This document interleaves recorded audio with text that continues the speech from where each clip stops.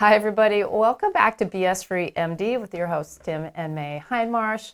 And today I'm super excited because as our guest on the show, we have someone I've been following for a while. I think I found her Substack or I can't remember if it was her Substack or her podcast, but Ann-Marie McQueen is a journalist from Canada who's been writing about perimenopause and menopause for quite some time. And I really appreciate the fact that she takes a journalistic approach and unbiased approach to the topic that is, baffling a lot of us now with so much information and everything happening in the hormone world.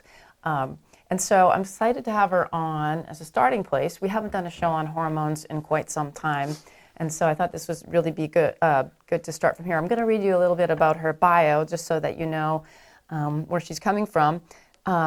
She has been focused on the spectrum of complementary and mainstream health care for much of her 30-year journalism career. And she has written and reported for the Globe and Mail, the CBC Radio, CBC The World, This Weekend, Women's and Men's Health, Middle East, Vogue Arabia, and Harper's Bazaar Arabia. And she's been recognized with awards in health and excellence in feature writing from the Society of Obstetricians and Gynecologists of Canada, Registered Nurses Association of Ontario, and ITP Publishing in Dubai. So Ann-Marie launched Hot Flash Inc. in June 2020 to cover the latest clinical studies, treatments, products, guidance, and more via a weekly research letter, podcast, and across social media. Hot Flash Inc. subscribers include some of the top CEOs, doctors, and other practitioners in the space, alongside curious and open-minded women and other folks seeking to connect the dots and find their own solutions, all part of a fast-growing 20K plus global community living across 40 or more countries.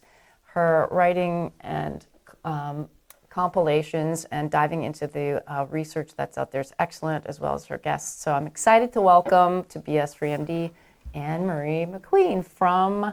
Tell everybody where you're at.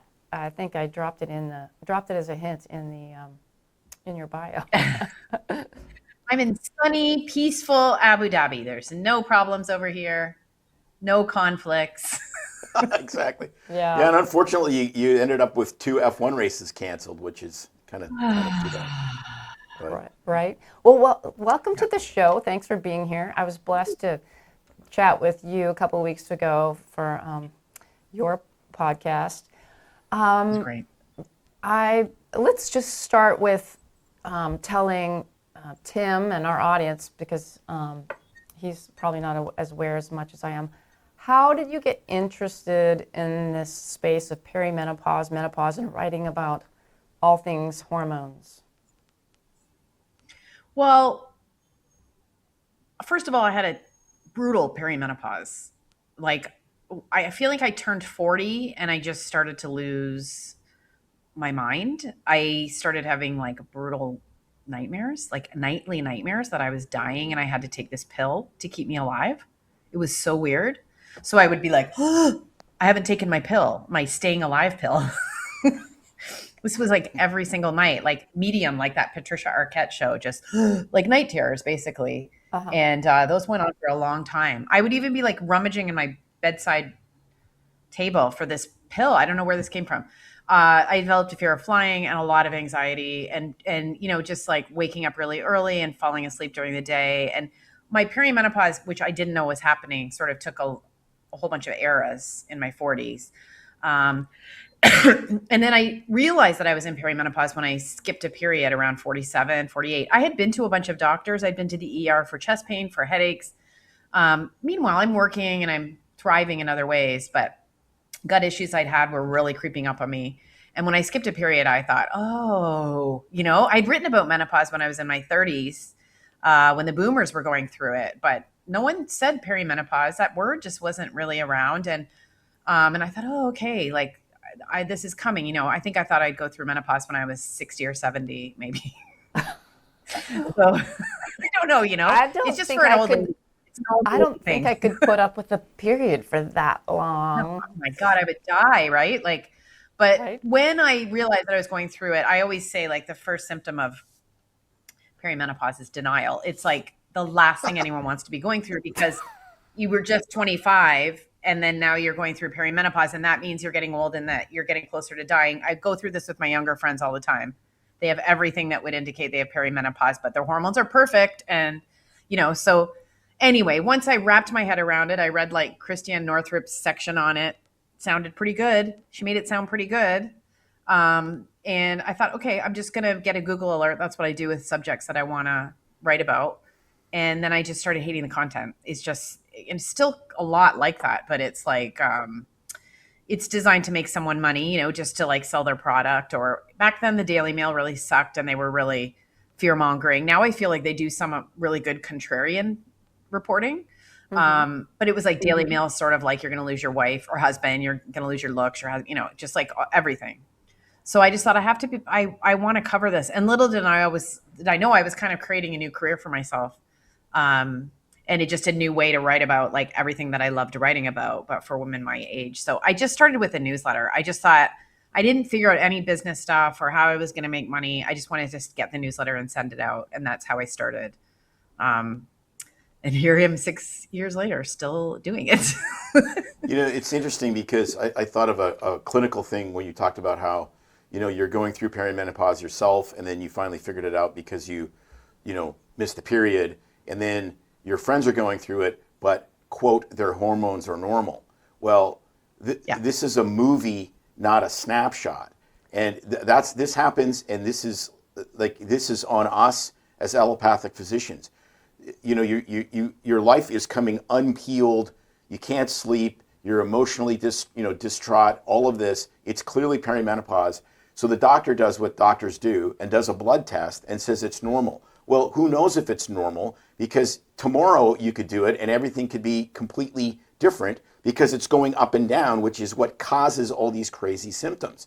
So it's a clinical diagnosis. It's not a laboratory diagnosis. And I think it's super important for women to understand. If you were great a year ago and all of a sudden nothing outside in your life has changed, but everything has changed, you don't need a lab test. You need someone to help you guide you through it. It's perimenopause, but it is shocking. Keep in mind, I don't think this was all perimenopause. I had major gut issues but it is started by perimenopause because it's started by the recession of that progesterone and maybe the estrogen high. Like it is all related. But how many people did I see? Like 12 people, naturopathic doctors, functional medicine. No one said, I don't think they said it. Now I'm willing to be open to the fact that maybe someone did say it and I didn't want to hear it. That's possible. Like that's possible, but I don't remember anyone saying this is perimenopause. I remember asking the gyno that I had that was French. And I said, do you think I'm in perimenopause? And then she did my blood work and she said, oh, your FSH is a little high. And I said, can I have hormone therapy? And she said, oh, I don't like what they have here. If we were in France, I'd give you something. And after menopause, we can do something. That's what she said. So, I was fully in that space of women who that are in now when you ask the doctor and you get a wave of the hand and you get a no, right? And it takes you so long when you're not feeling well to make that appointment. It's the same as when you need therapy and you have to go to the family doctor and get the referral. And it's like, it took you forever to get there. And then if you go to the therapist, I've done this, when I was younger, you get to the therapist, they suck. It's like, oh my God, like that took everything I had to get this. So that's what it felt like. That's what it feels like in perimenopause. It's like, okay, well, I guess especially in Canada where you can't even get a doctor.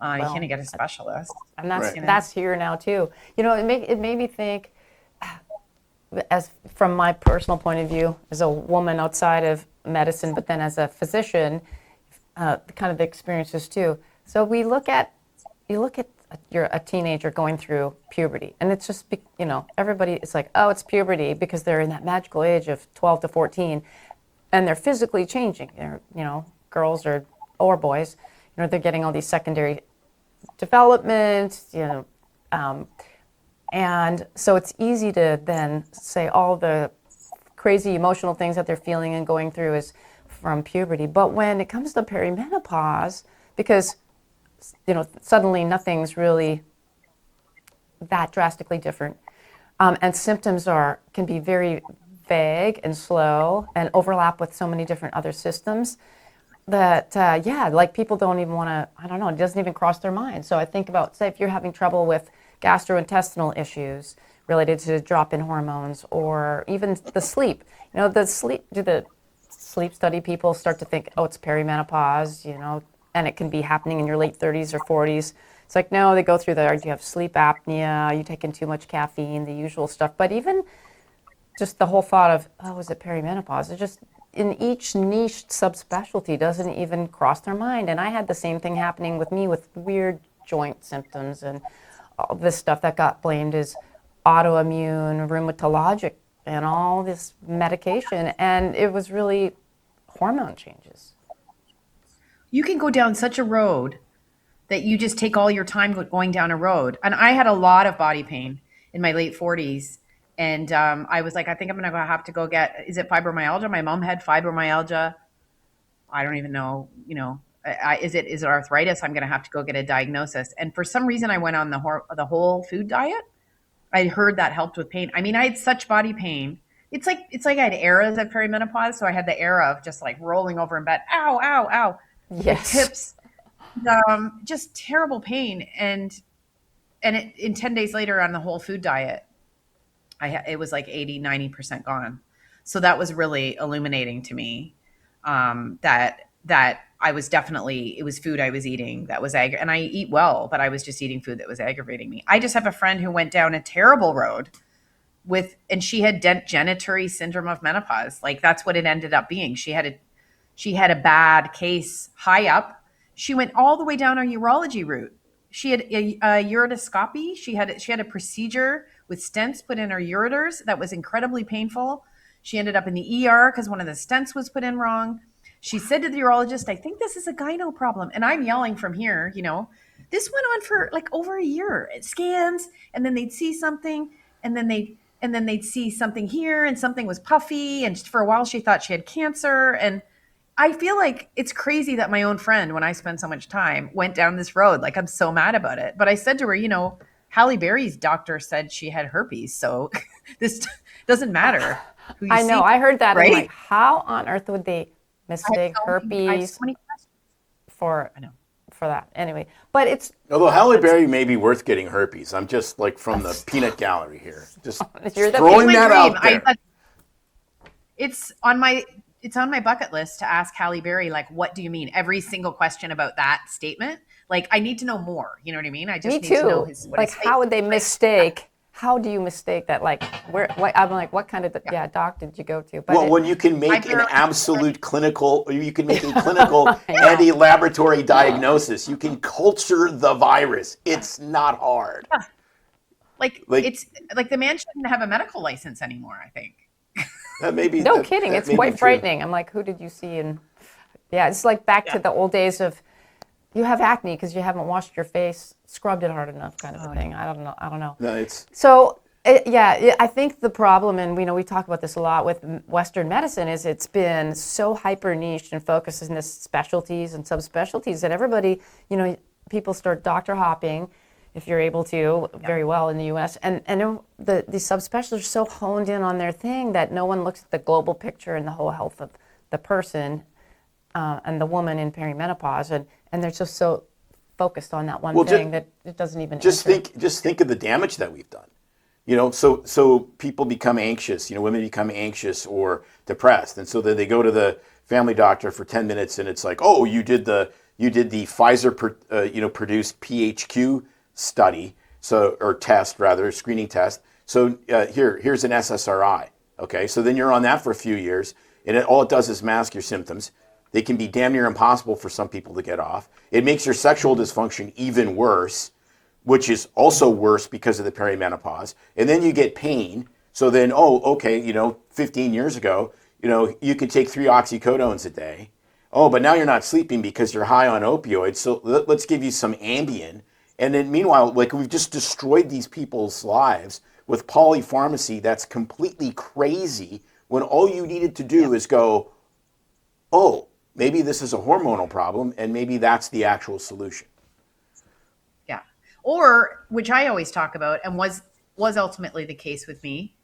It is a hormonal issue, but there's underlying things for a lot of women, So where I wanted to go on hormones and I was trying with a couple of different doctors, I'm grateful because I ended up with she's a double certified GP and homeopathic doctor. That's who ended up helping me. Because by the time I was in my early 50s, I had Hashimoto's, but I didn't know that. I had like low thyroid and fatty liver and prediabetes and like thyroid nodules, and I felt absolutely wretched. And I was, just when you said, like, I was going through the hospital, all my doctors were in the hospital and none of them were talking. And it was so frustrating. I remember saying to the endocrinologist, do you think that this thyroid condition is related to my liver? And he said, nope. Like, nope. Wow. And I was like, that's so weird, because last night I was researching and no, he said, absolutely not. Like, it was like, I laughed. I'm like, I'm just body parts. Like, I'm just, and so thank goodness I found this doctor, because she talked to me for an hour. It was the greatest experience I'd had. Best therapy session. I told her everything that had happened in my life, everything I'd been dealing with, the gut issues I'd had since I was 30. And she said, you've got, I've looked at all your blood work. You've got this, and I can fix you in 3 months. And it took 6 months. But by the time I was done, and she doesn't do any hormones. That's just not her thing. She's on the body wants to be in balance, and that's cool. And I don't know, I don't know what it would have happened if I went on hormones. I'm kind of intolerant to them, as I have dabbled. But by the time I was done, I didn't take them. Like, I don't use hormone therapy, which is kind of a radical act now, because people are getting you to feel like it's unhealthy to not take hormones. Like, it's an unhealthy, like I'm doing an unhealthy thing for myself. So I don't know how I feel about that, but it was just great to find someone who put it all together. And I don't know what would have happened, because I was really circling the drain at that time, I was really, that's good that you found that. And so this is critically important, that like, just because something's perimenopause, and just because potentially the majority of women could be helped with an expert giving them hormone replacement therapy. Hormone replacement therapy is not a cure-all, and is not necessarily the thing for everyone. And now the pendulum has swung back. Like you say, you're not optimizing your health unless you're optimizing your hormones. Well, guess what, kids? Every time that pendulum swings either direction, it smashes people in the teeth and knocks them senseless. Like, this tribal back and forth stuff is unhelpful. Yeah, that's what I was going to have you kind of speak to next. Is it's so confusing for women and men out there, because I know that you've looked back, and I talk about my career and how things have changed over the years from where we first trained and started, and then the women's health study came out, and then now it's like hormones are bad, they cause cancer, take everybody off. And now you have the other way, where we have all the social media influencers, and like Tim's saying, everybody needs hormones, and guys need, it's like full step ahead, full speed ahead, and the shaming if you're not. So I'm curious for you to share. It's like breastfeeding. Yeah. Like, I'd have these, I delivered tons of babies when I was a country doctor. And these women would come in and they couldn't nurse. And you'd send them to the lactation consultant and do all this. And it didn't work. Like, for whatever, it didn't work. And I looked at them and I said, and they're just a mess. They're not sleeping. Their baby's literally starving. And I said, guess what? Formula may not be perfect, but it's way better than a baby that's starving to death and a mother that is going insane from lack of sleep. So please, for the love of God, give it a bottle. Yeah. They come back in a week and like everybody's happy. And I'm like, exactly. It's going to be okay. It's going to be okay. It is very much like that debate. It is very, very much like that debate. Yeah. So I know that, from what I read of yours and hear on your show, from a journalist point of view, you uncovering things, you're miles ahead of many physicians just on knowledge base on the data out there. So can you share a little bit with our audience, like what you're seeing nowadays with the influencers, the data we have or the data we don't have? Exactly. And where things are going. Oh my gosh, where do I start? Well, I've racked my brain for this, but I don't, what you hear a lot is that hormone therapy prevents cardiovascular disease and dementia. And we do not have that evidence that it Right. prevents those things. And there's a real confusion. And I talk about this with some of the forward thinkers that I talk with behind the scenes. And we think that a lot of the narrative, the mainstream narrative about menopause is very simplistic, which is why it plays so well, which is you have the hormones before menopause and they protect you. So you don't have the hormones, so you're unprotected. Like all of a sudden you're unprotected. And it's this intersection with aging, and it's just all convoluted. And I think you honestly don't have to sell hormone therapy beyond it helps women with symptoms. I think it's irresponsible to sell it as a preventative because we have stacks of evidence for what prevents heart disease and dementia and even bone loss, as way ahead of what there is, I think, for hormone therapy.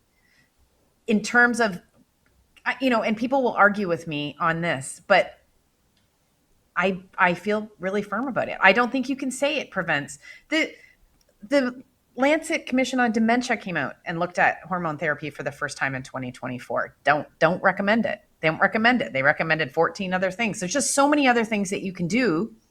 And I really worry about people taking hormone therapy thinking that they're preventing things. I worry about the women who are like chugging wine. You know what I mean? Like now I can drink again because I just think it's very concerning to me. And it's not a correct claim that's made all the time and confidently by doctors and influencers.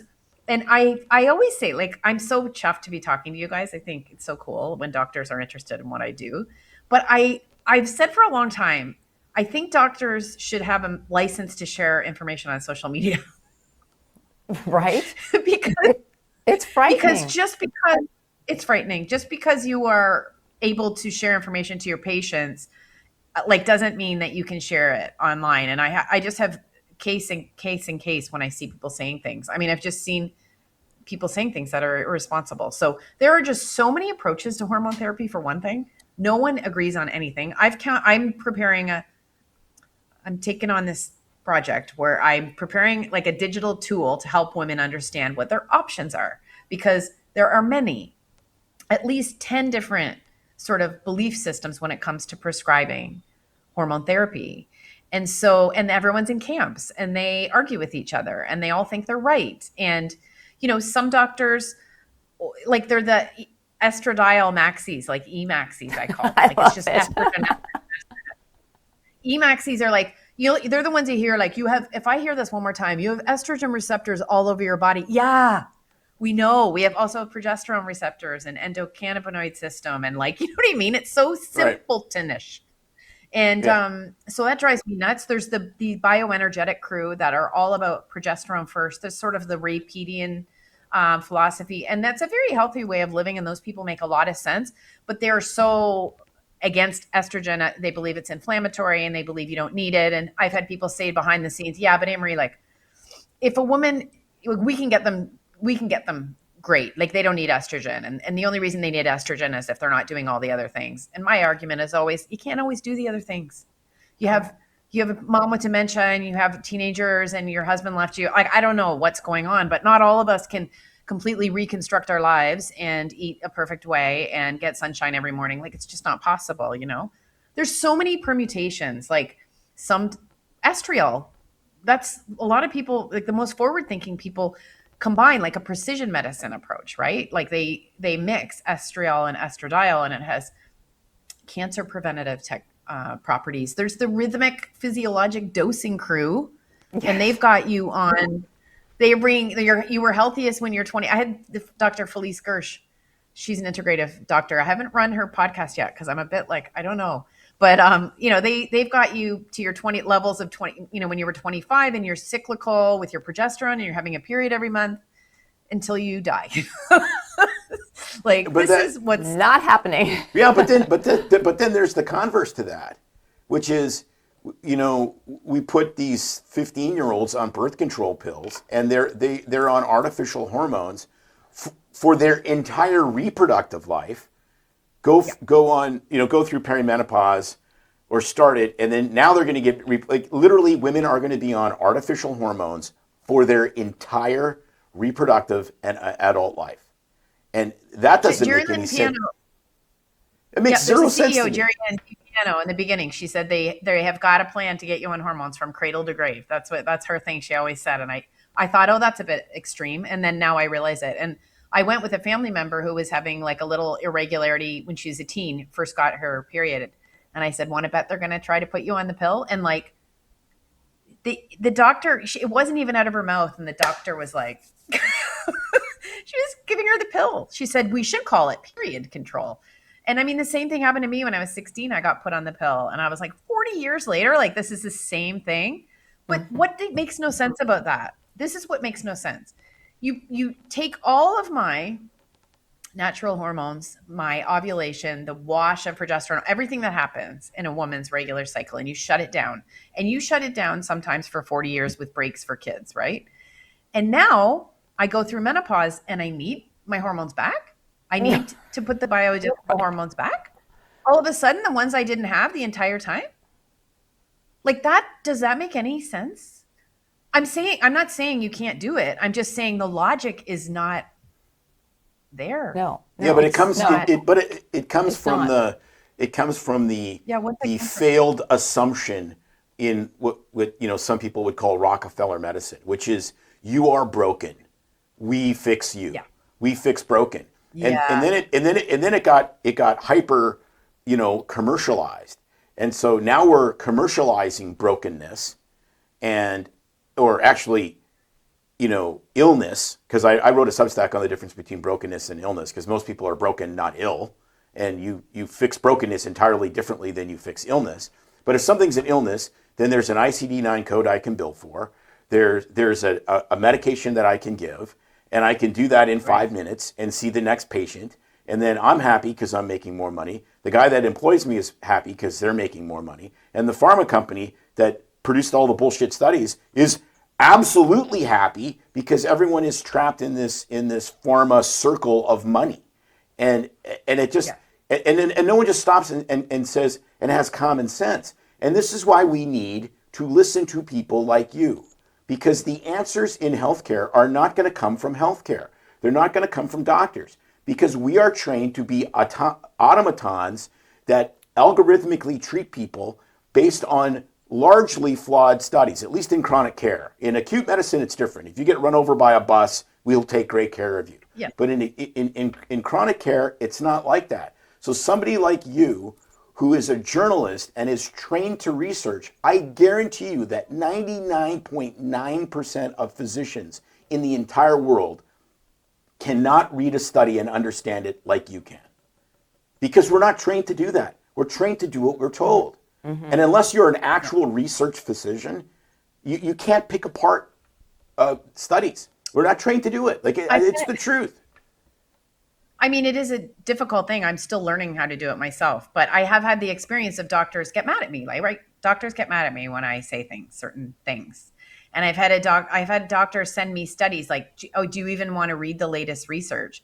And then I'll open the studies and I'll be like, this has nothing to do with what you're mad at me about. Like, do you actually think that these studies you sent me, like, I'm embarrassed. I had that happen last summer. I didn't even reply because I didn't even know what to say. It was like, these 3 studies have nothing to do with what you're mad at me about. The fact that you would send me these 3 studies to try and refute what you're mad at me about is scary. Like, you're one of the leading people online and you don't even know what studies to send me to argue with what I was saying. These have nothing to do with it. It was just like, again, I was saying that it doesn't prevent dementia and heart disease. I think this is like a public service. I feel like, right. I just feel like, and also I'm open to it changing. And I'm not saying there might not be some possibilities. I'm not saying it doesn't help in some situations, but it's just the narrative framing that I know is coming from somewhere else. I just know it's coming from. So I'm curious where, I was talking to a nurse practitioner, friend of mine that I was working with for a little bit, and she has been in doing gynecology, deliveries, OB, and now that she's getting older is very interested in the menopause space. But I'm like, where did these studies come from that everybody's quoting? I think a lot of it is Facebook groups, but even medical people, that it's like, oh yeah, you need it for, the bone health, we've got some good data on, and trying to come up with an exact number. I mean, there's that you can get nitpicky about, but this dementia and cardiovascular prevention, like, where do these people pull these studies? Like, where are these? They're cherry picking. Yeah, I'm so like, they're cherry picking yeah. Cherry picking up. I watched them do it now for 6 years, right? And it may be 4 because the first 2 years I was insecure that I wasn't a doctor and I was nervous, about all of this stuff. But I now see they only pay attention to the studies that bolster what their claims are. It's crickets Right. when there's anything that doesn't. And they're very, very able to just winnow. And that's frightening, right? The other thing that cracks me up, and it took me a long time to figure this out, is like relative risk and absolute risk. Like, I just saw a woman on a stage. It's so compelling, right? It was about peptides. And she was like 14% reduction in this and 13% reduction in this and 18. And I'm like, no one knows that that's nothing. Like, that's nothing. That's not even worth paying attention to. And people will do their little reel and they'll be like, a whopping 35% reduction in cardiovascular disease. And it's like, in the observational study, and that's not whopping, because you absolutely should use absolute risk reduction. It would be like if you have 100 people, one less person. And then you don't count for one less person. You have 100 healthy people who use the intervention. You guys know it's like very complicated to explain, which is why everyone uses relative risk, because it sounds good. Because the numbers sound better. The numbers sound better. Let's push pause here, because there's another name for relative risk, which is called lying. So, it's called lying. Absolutely, it's fudging. It's like, how can I make my study sound good versus what the real result is going to sound like? No one will pay attention. Well, if you looked at the actual Pfizer data that Pfizer released, not the stuff that's been FOIA'd about the COVID vaccine, they said it was 95% effective. Okay, there was a 95% relative risk difference. If you actually looked at the numbers, there was a 1% difference in absolute risk reduction. Well, no one in their right mind would take a novel technology that was new, even in the middle of a pandemic, for a 1% chance that it's going to help versus a completely unknown chance of harm. And so, and that happens all the time, like statins, SSRIs, all of these drugs that are wildly overprescribed. It's all based on relative risk. And it goes back to when the FDA said, it's okay to use relative risk. We'll count that. And then it was Katie bar the door, like a bullshitorium of, you can fudge a little, you can remove one or two. You can move 1 or 2 people in some of these studies, especially psychiatric studies, because they're so small, and wildly change the relative risk, but not changing the absolute risk really at all. And people don't understand that. It makes me so angry, because it's essentially the foundation of most drug studies now. Yeah, and no one knows, no journalists. And what also cracks me up is one of the criticisms of the Women's Health Initiative. They had the women who were older, but one of them is that they used relative risk. And I see people even saying now, oh, they use this relative risk. It's like, you use that all the time when it benefits you. Right. Use it as a way to cut something down when you don't agree with it. Or, and it's right. They're right. You shouldn't use relative risk ever. I don't even know why anyone would ever use it. If people knew what the actual numbers were, and that it was so hard to explain, and that it was so small, and that it was shown to be so effective, no one would take anything, I don't think. No But kidding.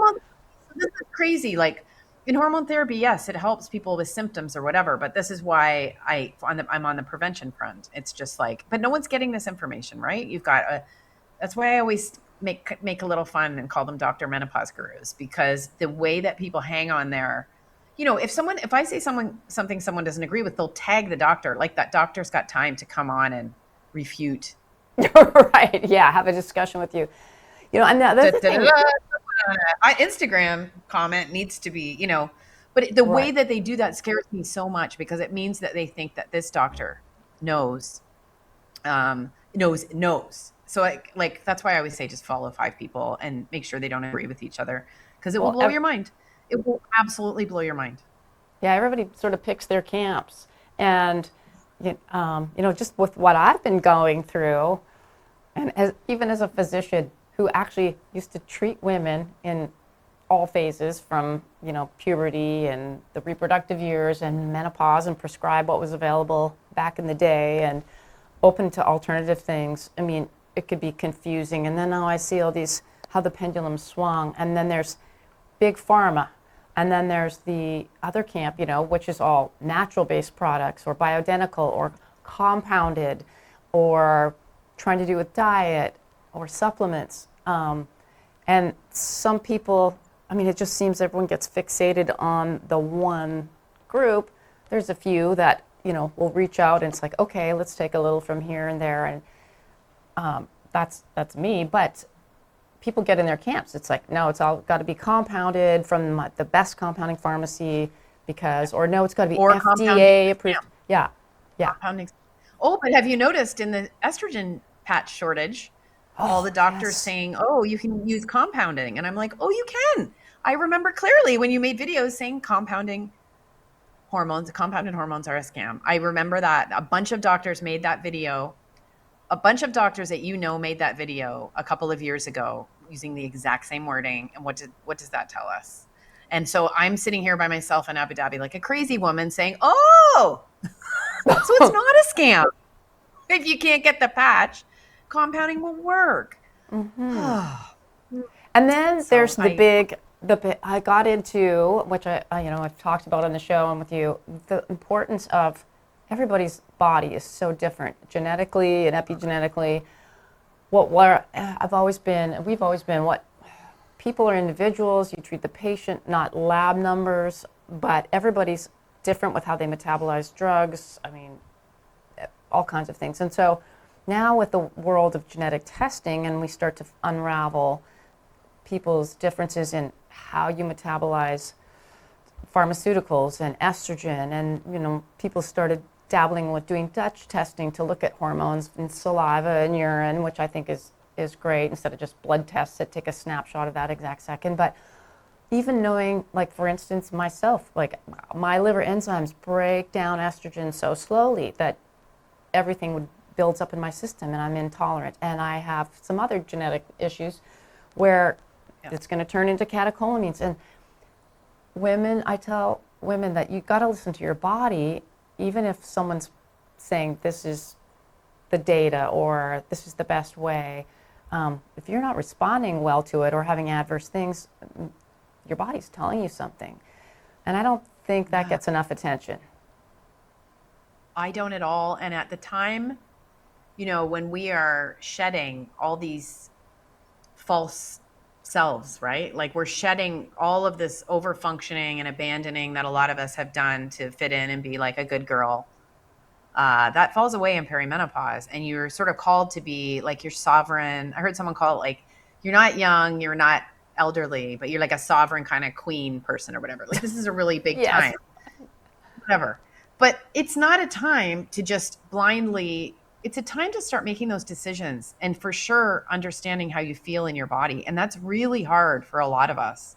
It was very, very hard for me. I absolutely overrode my body the entire time of my life, worked so hard, ignored symptoms, chugged coffees when I was exhausted. Like, it's the time to do that. And it's the time to overcome that. So it's such a hard time because you feel like crap and you just want to latch on. I know that feeling, but it's like, I almost feel like you're being called to figure it out. I think we talked about this a little bit. Like, I feel like part of it is like, you're being called to figure this stuff out for yourself. And if you can just like sort of follow the threads and see the next right person and not take no for an answer and stand up for yourself, a lot of the growth that we are supposed to go through that at this time of life happens. Does that make sense?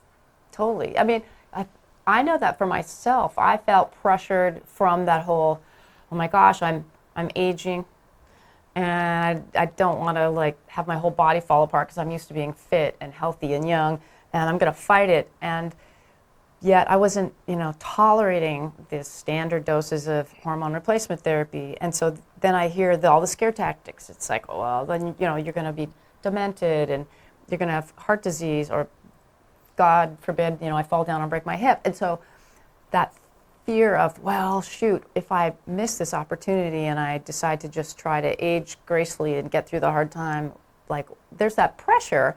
And yet I still, Tough. it's hard to really figure it out for yourself sometimes, because then I'm being pulled both ways. But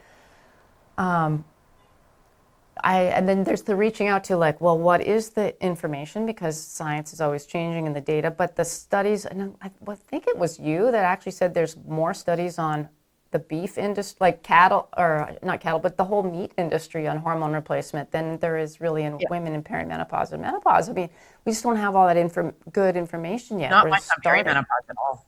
No. Yeah. And so, hang on a second.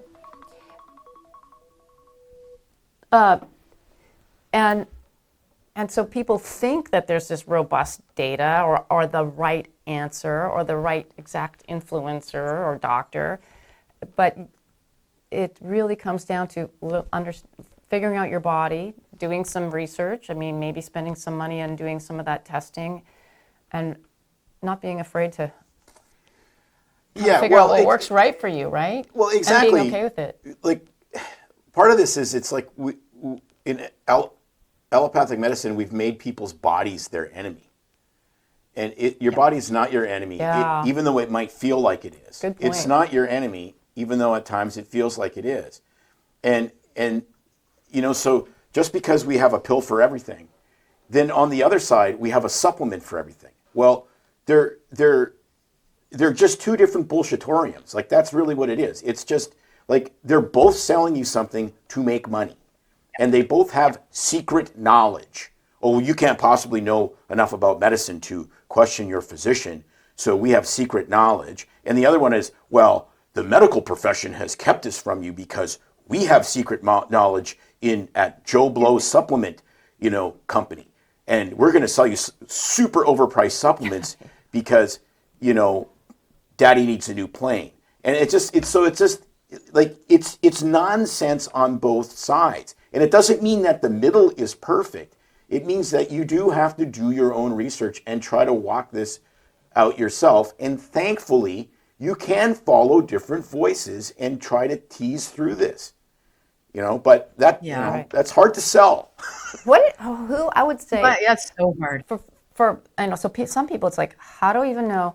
This is the hard part, that we get asked all the time. Like, how do I know who to trust? How do I know, not even what camp to listen to, but like, where do you even start? So who do you recommend? I mean, is there any specific physicians, websites, groups, other than what you're putting out there, that you think has kind of a balanced approach to this whole thing that you could share with our audience? Well, first of all, I will tell you that, but I want people to remember, and I'm so glad you brought up supplements, because I was on a whack of them in perimenopause. I'm sure I made the whole thing worse. I had way too many supplements going on, and I'm really intolerant to stuff like that. I've since found out. But I think one of the people that I really, really, really like is Lara Briden. She's an author of several books. Your Hormone Manual, I think, is the one. She's written 3 books, and she's one of the smartest, most forward-thinking people. And a big argument of hers is this is not an accident of nature. She was an evolutionary biologist before she became a naturopathic doctor. It's not an accident. Like, we don't suddenly become deficient.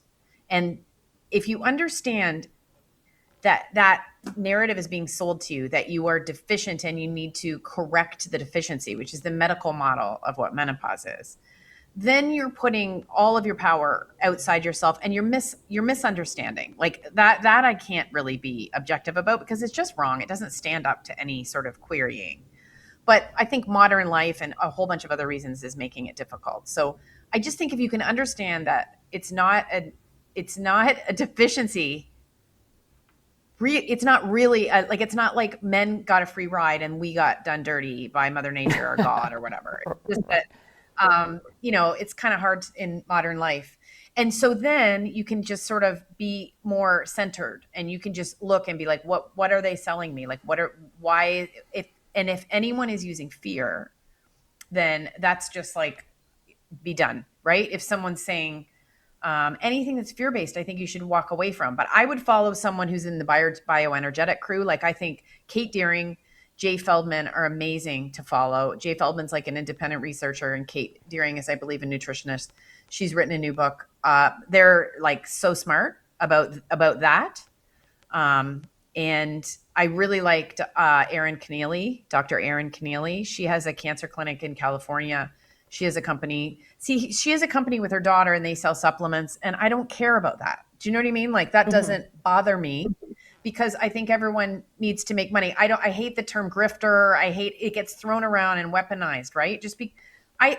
I mean, anyone who had an audience might monetize it. I don't necessarily have a problem with that. But I want you to have integrity in the information you share. And Dr. Keneally shares amazing. She's just so forward thinking. So follow some of them, and follow some of the menopause who are in an echo chamber saying the same thing over and over, and have helped millions of women. Let's not be, I all credit, but it's pretty one note. And I still have to read Mary Claire Haver's new book on perimenopause, and I got to see what she says about perimenopause. I have not read it yet, but her book about menopause barely mentioned progesterone. And you have those doctors saying things like, there's that big doctor in the UK, Dr. Louise Newson. And I heard her just like not too long ago, maybe a year ago, saying, I'm really learning a lot about progesterone. My gosh. All I know is from my doctor. from my how are you just starting? Yeah. No kidding. And actually, I was going to, I'm sorry to cut you off, but you've been cutting me off for 35 years. That's right. My whole point being, I just noticed there's people seem to be forgetting the big hormone, which is testosterone, which in women, is more abundant really than the other ones, and which actually trickles down into estrogen, progesterone pathways. And we have a friend who said that if they were stranded on a desert island and could only pick one, it would be testosterone, just because you might get the benefits. Okay. But because in women, it does so much more. It protects bones as well. Because men, are on it. And it has such a bigger impact that we forget about it. We just think of it as the sex, libido hormone, but it has such a bigger impact. But yet that's getting lost. I know that Kelly Ann Casperson is the one really that speaks out a lot about it, because she's a genitourinary urologist specialist. So that's her focus. But for the most part, people are so honed in, you're right, on either the estrogen, progesterone camps, one or the other, all or none, and testosterone kind of gets lost too. It totally does. And I interviewed a Dio who was a testosterone. She was a fan of it, and she used pellets, which is another controversial. Oh, pellets yeah. Then there's right. But she said really executive functioning too with testosterone was a big thing that she had noticed from her patients reporting. And I think that's interesting with so many women realizing they have ADHD and sort of having their executive functioning malfunction. Yeah, as well as like just started to bone, muscle, joint. Like when I started on, that was the first one I started using was testosterone. My level, I'm sharing a lot here, but back, literally my level was 0. I went to my gynecologist in my 40s and the peri thing, and I wasn't feeling good. I was on that joint issue stuff, which, I was at the rheumatologist. My testosterone level was 0. I was like, I had as much libido as a rock. And normally for most women, I am the cure for low libido. Right? And so going on that, even just starting on that, I was like, oh my gosh, my joints don't hurt anymore. My body doesn't hurt anymore. I'm thinking better. Like that was the first things right away. And that gets forgotten. What was I going to say? No, when you mentioned Haver, I was just thinking, anyone that weeps when they meet Oprah, I don't trust. Yeah, she started getting all teary and crying when her book came out and when she met him. No, I saw her. Oh, I saw her. She was very upset when her Galveston diet didn't make the New York Times bestseller list. She was crying. Yes. She let everyone down when her book didn't make it. But she made up for it. She's a huge success. And actually, the New York Times did an article about her that I really didn't like because it was like she's successful and she's making a lot of money, and it seemed like they just went after her for that. And I thought that was shitty. You know, Yeah, like but why is that like why is that bad? Like we've talked about this too. It's like if I use something and I believe in it, I will use my platform to sell it. I have zero guilt about that. You know, it's different if you're selling something you know is crap, but they're paying you to sell crap and you're lying. Well, that's lying. That's different. I mean, so, you know, and how do you brand yourself as BS free MD if you're selling BS? So, I guess you have to get a real feel for the people that you're following, and it's the challenge of our lives, right? I mean, I'm single and I've dated, like it's really hard, and with friends and people you go into business with, you have to get a feel for whether people are in it to win it or whether they're genuine, and it's difficult, but that's kind of like our human responsibility, right, to figure this stuff out. So I've definitely noticed a shift in who I follow and what I listen to the more I've learned. And and like I said, anything to do with fear, I just like, I can't. well, Don't I scare want me. Right. I want to dovetail on that. I think that that's exactly true. They use the fear to get the eyeballs, and then the solution is always secret knowledge. If it's fear-based attention and secret knowledge solution, that is absolutely, virtually 100% of the time bullshit. Because there's not that much secret knowledge in biology. There's a lot of things we don't know. But this idea that there, you know, we found this in a deep dark cave in the bowels of CIA, and they hid the cure for cancer for for 65 years, and now we're going to uncover it if you click here. And I'm like, bite me. That's my attitude. Yeah, you go down these when my gut was really bad, I went down a couple of weird, like, crazy funnel holes. Like you just go on and on and on, and you're reading and watching, and you're like, I got to get out of this, but like maybe this will fix my stomach. This is the kind of thing that's really tough. It's really tough, but it's never one thing. It's Right. never, when I healed my gut, it was a combination of things. It was homeopathy. It was the special diet that I went on that wasn't that restrictive. It was a app for hypnosis called Nerva that helped me understand the gut brain connection and used hypnosis.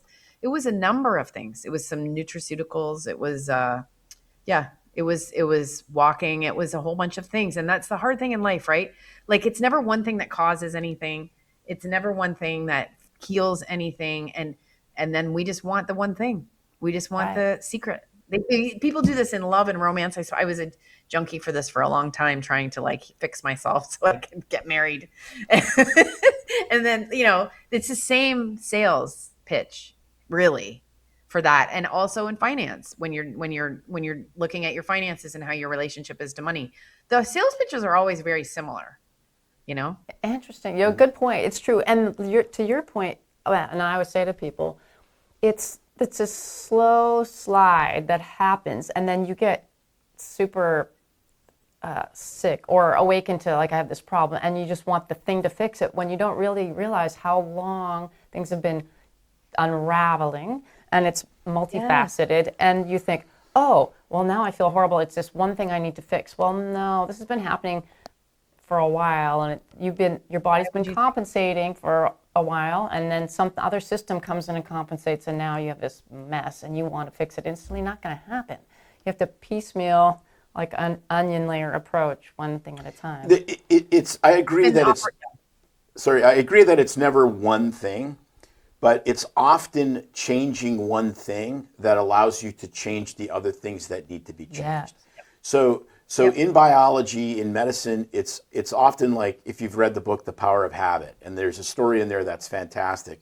And he uses it as the example of what's called the sentinel habit. So there was this woman who quit smoking. And she quit smoking, and then whoever the person was, the writer, met up with her like a year later or 2 years later. And she was completely different. She had lost 50 pounds. She started running marathons. She had great relationship with this new, like on and on. And they're like, well, what happened? Well, I quit smoking. Well, that doesn't make any sense. And then she explained, well, when I quit smoking, I realized if I can quit smoking, I can change what I eat. And if I can change what I eat, I can exercise every day. And if I can exercise every day, I can actually look better and have confidence to not, date dirtbags anymore. And so that once you change that sentinel habit, it changed everything. And so for some women, it might be just exercising that causes the cascade effect. For others, it may be hormone replacement. Like, who knows, right? Like, and that's the thing. Like, medicine, the worst thing we did in allopathic medicine is make it one size fits all. It was the greatest thing ever for people selling it, the worst thing for patients. Yeah. And if you're not sleeping, nothing's going to work. So Exactly. if you can get someone sleeping through the night, like, you can't function when you haven't slept for a couple of days. So that's an example. And when I'd say I did a couple of things to heal my gut, but that changed that when you're telling that story, that's what healing my gut was like, because I quit drinking for a year to make sure it healed. Well, it's hard to not drink for a year and eat cookies and wheat, like that was really hard for me. And then I had to sit with my emotions, and then I did other things and it just built on it. And so you're right. You're really right. But sleeping is a big one. So, that's why I'll never say, like, you absolutely should have the right to whatever you can do. I just don't want people to FOMO into hormones, and I want them to think and know a little bit more about them, because I think it's important what kind of hormones you're on.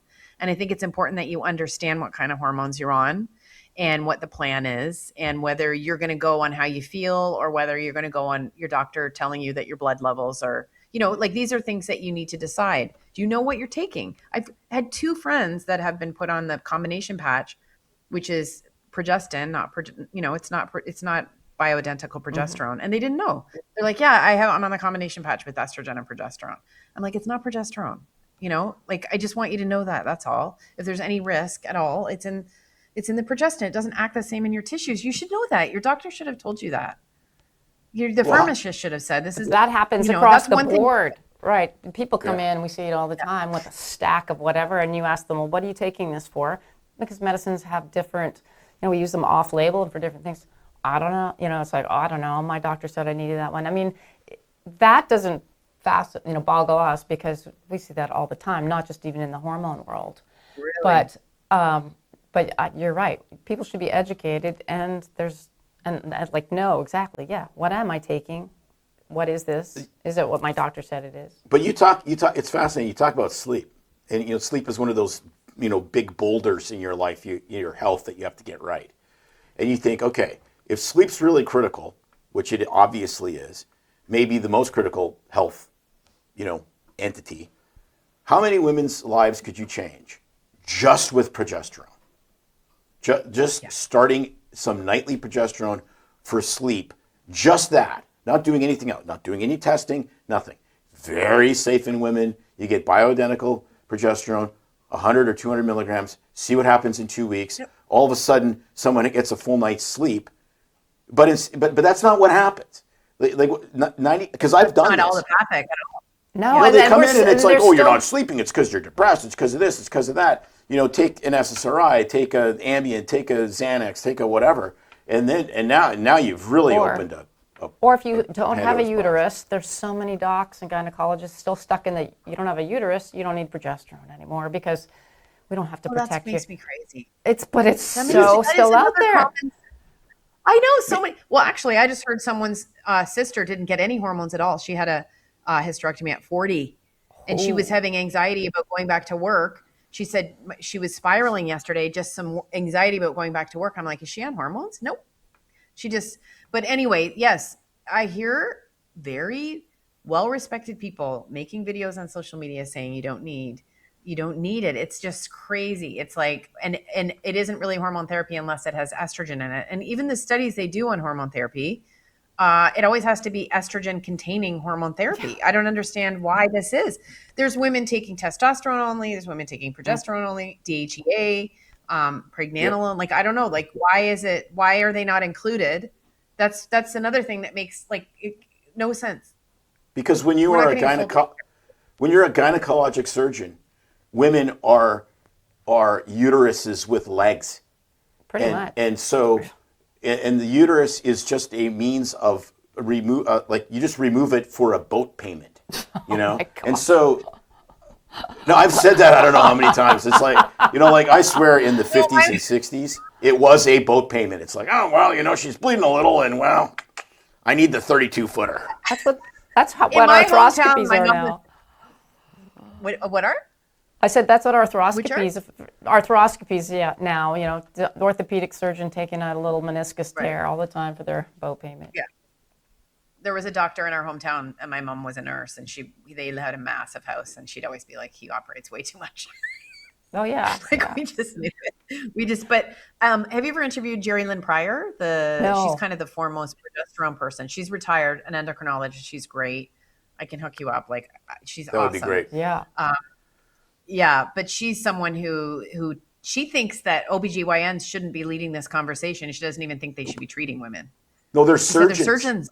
Yes. How did they capture this conversation? She thinks Yes. it should be endocrinologists or whatever else. But yeah. So when you look at all the biggest voices, I'm not, they're doing a great job, but a lot of them are OBGYNs, right?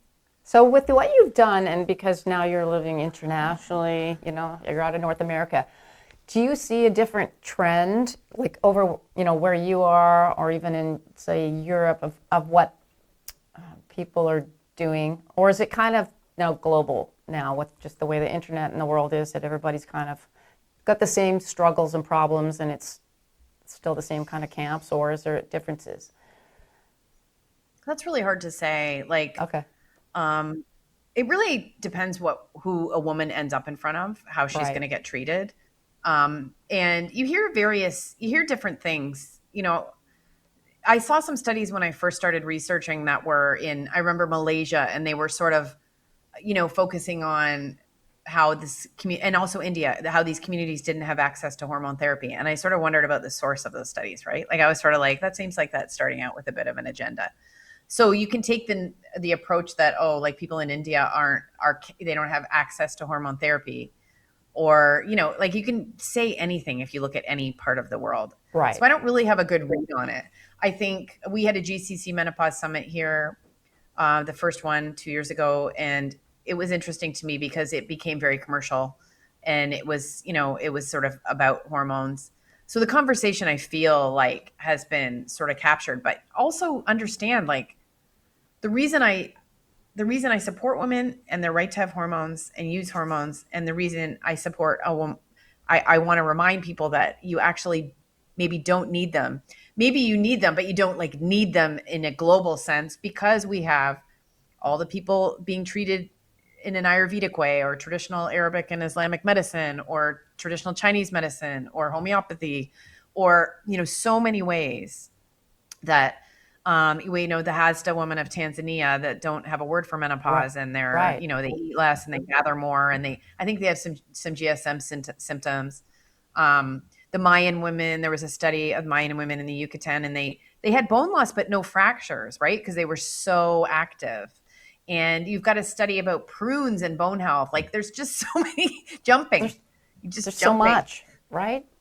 There's What about so much. Yeah. Yeah, I was going to say, can you give us a little teaser? Because I think this is going to be amazing to have something out there for women, and what you're doing to compile, like, the options available from the pharmaceutical route to the, naturopathic supplements, importance of lifestyle, what you're putting together. Can you give us a little teaser on that? I have been working on this. It's a digital guide. It's videos and PDFs that's going to tell everyone about the hormone therapy landscape. And it takes you from that rhythmic physiologic dosing, which is like a new variation of the Wiley protocol, where you get your period for life, dose up, and all the way to doctors who say this isn't a hormonal issue at all. It's a metabolic issue. And there's a lot of people who believe that it is a metabolic issue. It doesn't really, that's the underlying issue. To this woman who, she runs a platform called Estrogen Free, and she doesn't even think you should eat beans or flax seeds. It's like, don't get any estrogen anywhere near yourself. So that's my first thing. And then I cover a lot of these gaps, these massive gaps. The way progestin and progesterone is used interchangeably, the way progesterone isn't given after hysterectomies. There's just, the way it's focused on estrogen, and we don't talk about estradiol. We're not even talking about precision medicine. So that's my digital tool that's coming out. It'll be out in May. and that's something that people can buy. That's talk about, I'm selling, I'm Perfect gonna be selling timing. that. Yes. And then, yeah, so then I'm going to have a summit. I had a summit last year, and it's just like No Fear Summit. It covers sort of everything at this time.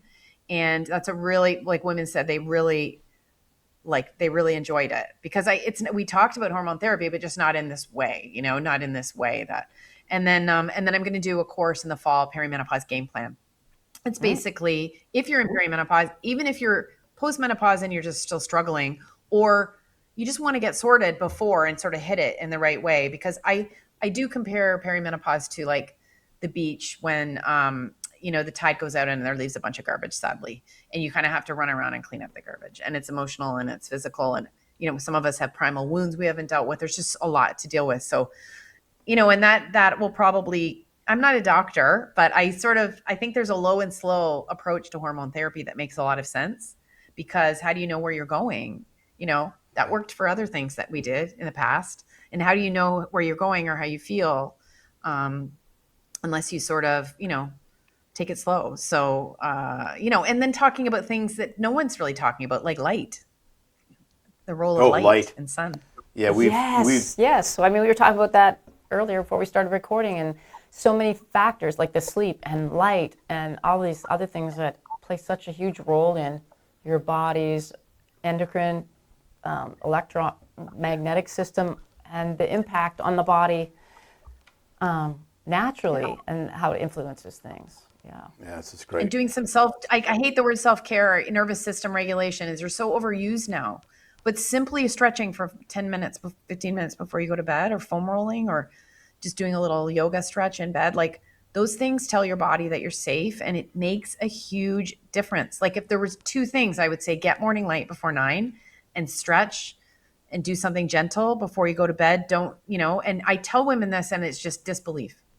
It's like, how could that possibly fix anything? But it's like, I know how I feel if I look at my phone before I go to bed, or I look at my phone in the morning. I've been over here with this war, and things went downhill fast when I got up and decided I could read X and figure out my danger level that day, Right. But that's an extreme example, but it's not going to be good. Right. So these are just simple things that we can do. And I think to that point, a lot of people are awakening to the fact, what you're saying about getting your body to relax, and people are learning about the vagus nerve and how the impact that has on the whole body physiologically, that fight or flight stress feeling, and your vagus nerve impacting all of that. I think some people are figuring that out with COVID. They're just overstimulated in that. Knowing that, learning ways to relax, calm down, get your body's autonomic system to chill out. There's nothing, selfish about, I hate the word self-care too, but people are just like living up here with like their phones and all this data and info, and just go, and it's getting worse instead of better. And we need to dial it back. Absolutely is. It's not, yeah, it's important. And I think people don't talk about fascia enough too, but that's a whole other subject. But I think it has a huge role. And I don't think we've even studied the role in hormone reduction, or so that's something I want to follow up more. But that's where foam rolling really helps, or however you deal with your fascia. If you find something on YouTube that can help you, if you can loosen up some of those, parts of your body, and you can kind of move. It's like, hello, remember we were doing this training program. She was on our show, Corey Lefkowitz. She's the Redefining Strength, and she's big into foam rolling, ball rolling, and we were doing this with her, and I'm like, holy heck, we had like fascia we never knew about, even just like lighting up, because we're athletes, and you think, oh, I'm feeling good, I'm stretching, I'm relaxed, and then you do that foam rolling, and it's like, what the heck is this? I didn't even know, like, years of massages, and they would touch my thighs, and I'd be like, no, like I like a firm massage, but the minute you go near my thighs, you could barely touch them. What is that? That's why you got to get that stuff like gliding, and hydrated. Yeah, that makes a big difference. And that will make you so sleepy. If you foam roll before you go to bed and roll out your feet, just take 10, 15 minutes. My brother even did it, and he said, I slept too well. I couldn't believe it. Coma-inducing. That's awesome. So, we should wrap this up. Yeah. Can you just quickly share with our listeners the best way to connect and find you? I know you have a Substack, and your podcast, and numerous social media posts and outlets. So I'll let you share with everybody where that's at. Yeah, I have the Substack, hotflashinksubstack.com. I have my website, hotflashinc.com. You can get everything from there. And then I'm Hot Flash Inc. I'm most active on Instagram and TikTok. And I'm probably forgetting one. But I am going to change my podcast. I'm going to start doing 8 to 12 minute syntheses. Oh my God, I can't say it. You know what I mean? Yes. Of all of the podcast will be better. Little synopsis, yeah. Synopsis, yes, thank you. Of because it's really frustrating me. I'm getting an internal dissonance because I want to really help women and I have so much information and I feel like more interviews. So I'm going to cut down on the interviews and just pull some of what I've learned so that, because what really bugged me when I would look for help is you'd get someone, but you could tell that, like we've been talking about, they just know the one thing that they prescribe. Yeah. And I have the ability to say, hey, this guy says this guy says this, like understand there's about 5 different aspects to this. So that's what I'm going to be doing. Here's some free feedback because, you've done that before where I've listened to, that's been my favorite episodes of yours where you do like top 12 things like I've done this past quarter. I'm trying to remember exactly what it was, but I was like, this is great because you're just taking the pearls and the nuggets. And I'm like, this is awesome. So do that, please. Thank you for that. Great. That's a little bit the push I need. Yeah. I think I love interviewing people, but I think sometimes it's overwhelming. I try to put myself back when I'm 46 years old and I don't know if Huberman was there, maybe 49. I was listening to these 3-hour podcasts and I would just be going down these roads. And I'm not sure when you're not feeling well, if that, you need that level, right. There's so much detail. And I know, I've done that too. And then you into the minutia and you're like, oh my gosh. Well, and then even Huberman came out and actually admitted he's on TRT, and I'm like, of course he is. Like, it's not yeah, he did. Yeah, just like Peter Attia showed up in the Epstein files, jealous of his buddy. I was so happy that Peter Attia was in the Epstein files. Can I say that? Sorry. So was I. Guilty pleasure. The guy drives me completely bonkers. He drove me so nuts. If every time I turned around, he was talking about us, women, menopausal women, like and my grip strength, and my this, and I had a farmer's carry, and he was always so mean. And it was like, I basically was like, he drove me absolutely crazy. I'm like, this guy needs to be stopped. And then he's still going. He's fine. I know. I see that. I know. I'm like, what the heck? Anyway, I shouldn't be happy that anyone had misfortune, but it was tough to read the way he wrote because he was just so obsequious and pandering to Epstein, right? It was just like gross to read. It was really gross. It was gross. It was the water boy of the high school football team who finally got to go to the party with the quarterback. That's what that was. Yeah. I'm trying to think of a movie character, but you've seen the movie character, right? Where there's just like this sort of like groveling like side guy. Mm-hmm. It was just, no good. Exactly. Well, thanks for taking time and coming on our show, sharing. It's been fabulous to have a conversation with you again. And I will keep reposting some of your Substacks onto ours as well. And I know that it's just a great place for, I think, women, even men, to start. And it's like, where do I even begin if I don't know where to look for information, because there's so much out there like we shared. And I'm excited for your app in May to come out. And Thanks. We will stay in touch. I love what you guys are doing. I really do. You're like a breath of fresh air. Thank you. Well, thanks. We try to cut through the crap, keep it real, and just help people out, because it's confusing for us too at times, and look, it's hard. Yeah, and there's a lot of it's junk hard out when you there. realize your profession. It's hard when you realize your profession is a certain way, and you're not that way. It's hard when you see your profession with your real eyes, right? Yeah, it's like right. Yes. You can't unsee it. Yes, I would go back. Exactly. I would do things different anyway. Been a pleasure. Yeah, thanks again. And thanks for sharing all your wisdom. And we'll have you back in the future and see what you're doing. Absolutely. Thanks, guys. All right. All right, kids. As always, like, share, post a comment, and most importantly, keep it BS for you. Well, keep it BS free. You can also watch us. It's no secret that medicine is a bit, uptight. That's why Tim and I created BS Free MD, to mix things up a little and have fun in the process.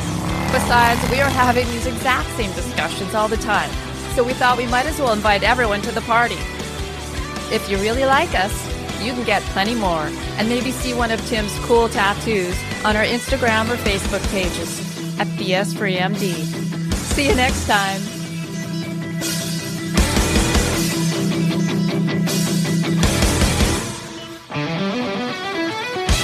But we try to keep BS Free MD as raw and real as possible. We can't be held responsible for any medical decisions or discussions had as a result of what you've heard on the show. We know, bummer. But the truth is, we really do care about your questions. So feel free to reach out to us by email at doc@bsfreemd.com.